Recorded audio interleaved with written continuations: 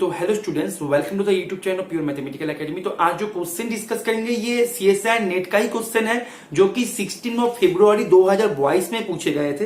Question पूछा गया था पार्ट बी में, क्वेश्चन है लीनियर अलजेब्रा से। क्वेश्चन की डिफिकल्टी लेवल मैं इसको 3 स्टार पे रेटिंग किया आउट ऑफ 5 स्टार। अच्छा, क्वेश्चन आईडी है 475। तुम्हारे पास दोनों स्टेटमेंट देके रखा है, तुम एक बार जूम कर दिया, तुम एक बार इसको ट्राई कर लो, ठीक है। उसके बाद सॉल्यूशन देखो।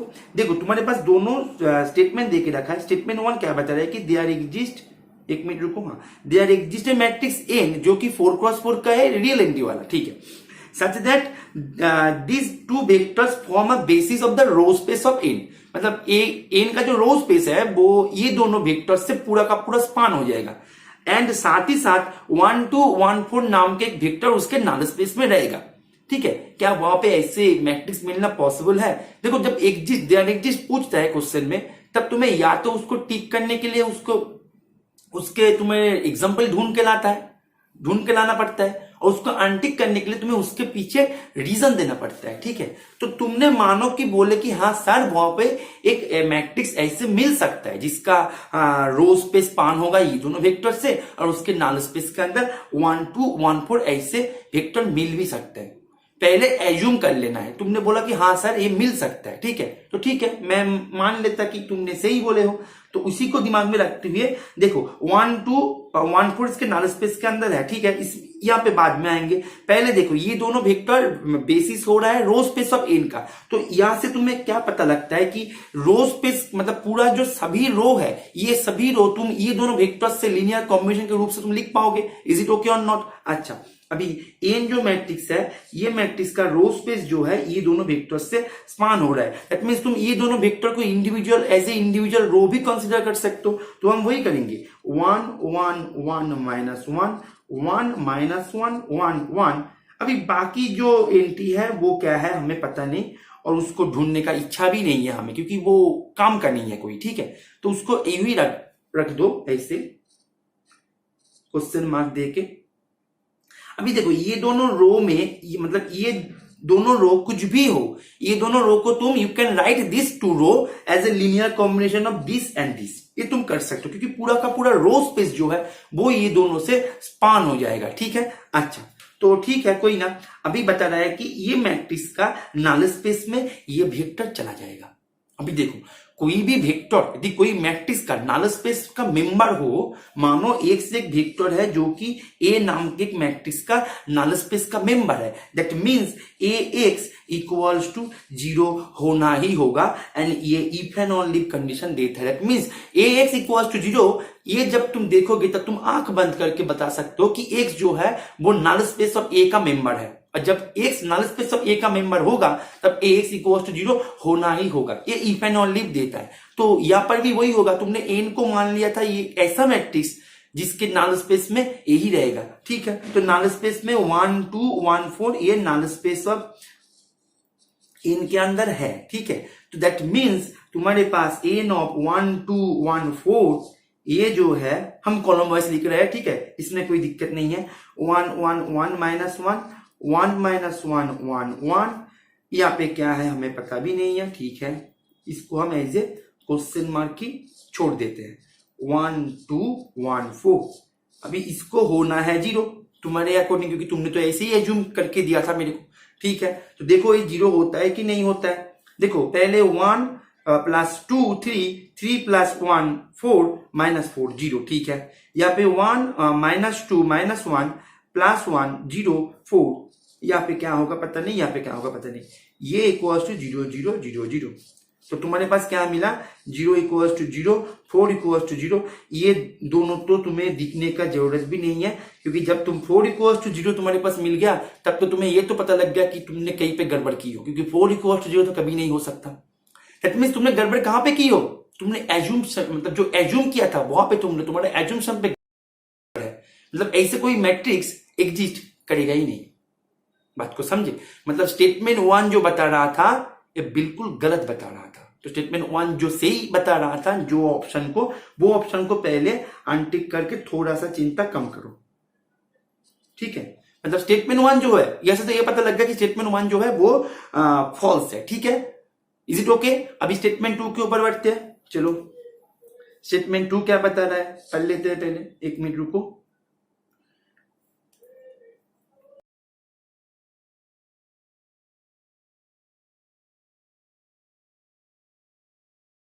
देखो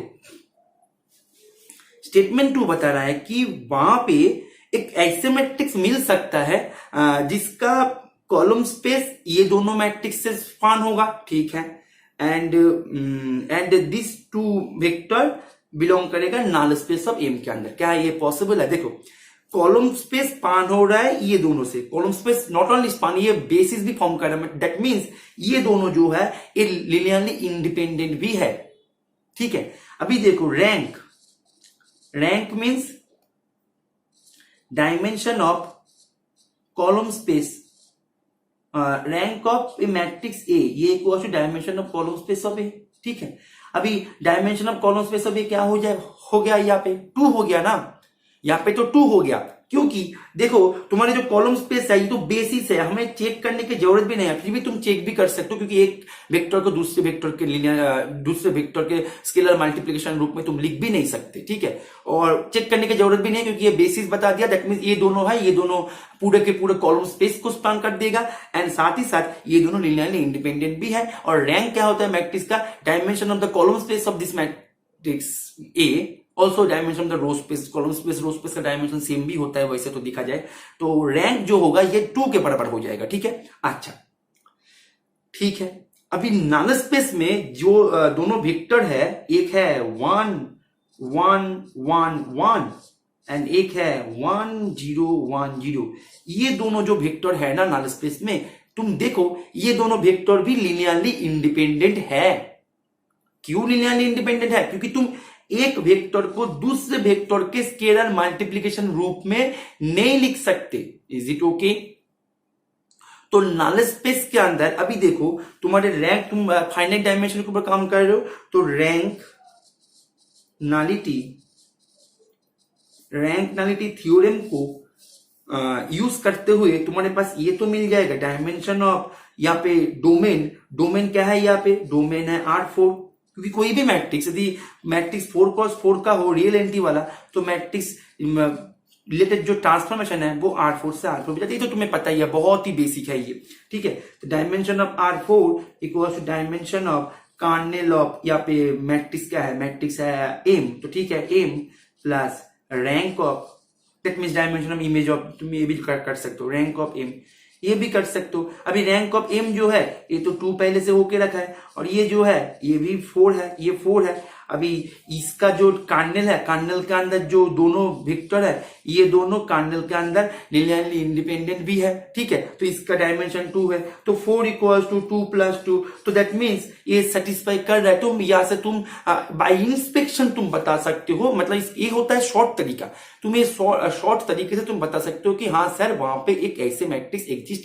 कर सकता है, क्योंकि ये तो पूरा का पूरा सभी जो एग्जिस्ट करने का जो क्राइटेरिया है सब कुछ फुलफिल कर रहा है। Is it okay? That means तुम यहां से ये बता सकते हो कि सर हाँ ये एग्जिस्ट कर सकते हैं, दैट मीन्स स्टेटमेंट 2 जो है वो बिल्कुल सही स्टेटमेंट है, दैट मीन्स स्टेटमेंट 2 सही है, इसका आंसर हो जाएगा ए, ठीक है। स्टेटमेंट 2 गलत है, तो इसका आंसर हो जाएगा ए। अभी तुम बोलो सर ये तो हमने किया बाय इंस्पेक्शन, ठीक है, फिलहाल ये तो सभी क्राइटेरिया जो सेटिस्फाई कर ही दिया, लेकिन सर मैट्रिक्स को कैसे फाइंड करें?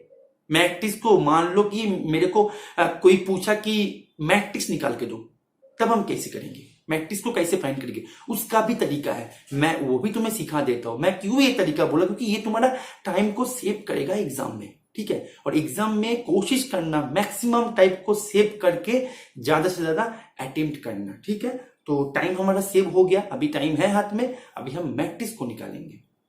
देखो मैं थोड़ा सा हिंट्स दे दूंगा, मैट्रिक्स को निकालने जाओ तो वीडियो लंबा चला जाएगा, ठीक है। अच्छा देखो निकालने का तरीका क्या है, तुम्हारे यहाँ पे जो कॉलम स्पेस है, जैसे हमने रो स्पेस में दोनों को इंडिविजुअल रो मान के चले थे, तो यहाँ पर भी हमने यहाँ पे एम को कॉलम स्पेस में ये दोनों कॉलम को इंडिविजुअल एज ए कॉलम ले सकते हैं। Is it okay? अच्छा 1 0 क्लियर, 1 0 1 1। अभी यहाँ पे मानो तुमने ले लिया A1 A2 A3 A4, B1 B2 B3 B4, ठीक है। अच्छा, अभी ये तुम्हारा मैट्रिक्स है। अभी ये दोनों है नल स्पेस के अंदर। दैट मीन्स एम ऑफ 1 1 1 1 ये इक्वल्स टू 0।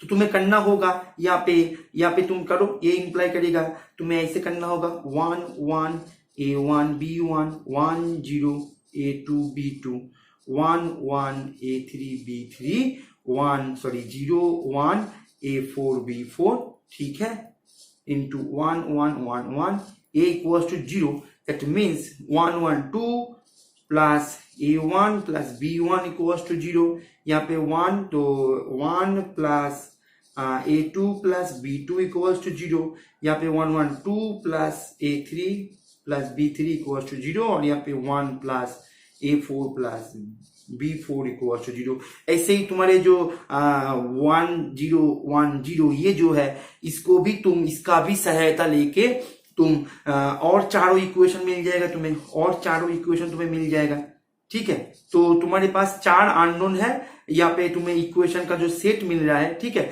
यहाँ पे मिल रहा है। तुम यहाँ से तुम कर सकते हो। और भी यदि कुछ इंफॉर्मेशन की जरूरत है तो तुम देखो A1 A2 A3 A4 ये मैट्रिक्स को, सॉरी ये वेक्टर को, ये कॉलम को तुम ये दोनों कॉलम का लीनियर कॉम्बिनेशन के रूप से लिख पाओगे, क्योंकि ये दोनों कॉलम जो है, ये कॉलम एंड ये कॉलम, ये दोनों कॉलम जो है पूरा का पूरा कॉलम्स को पैन कर देगा, पूरा का पूरा कॉलम्स का बेसिस है। तो ये जो मैट्रिक्स का जो ये जो वेक्टर है इसको तुम ये दोनों के लीनियर कॉम्बिनेशन से भी लिख सकते हो, इसको भी लिख सकते हो। तो ये चारों रिजल्ट को यूज करते हुए तुम्हें A1 A2 B1 B2 C1 C2 जो है C1 नहीं है तो क्या बोल दिया मैंने, A1 A2 A3 A4 B1 B2 B3 B4 ये चारों को तुम्हें निकालना है। टाइम जाएगा थोड़ा सा, लेकिन मैट्रिक्स तुम निकाल पाओगे। तो इससे अच्छा तो वो है कि तुम बाई इंस्पेक्शन कर लो, ठीक है।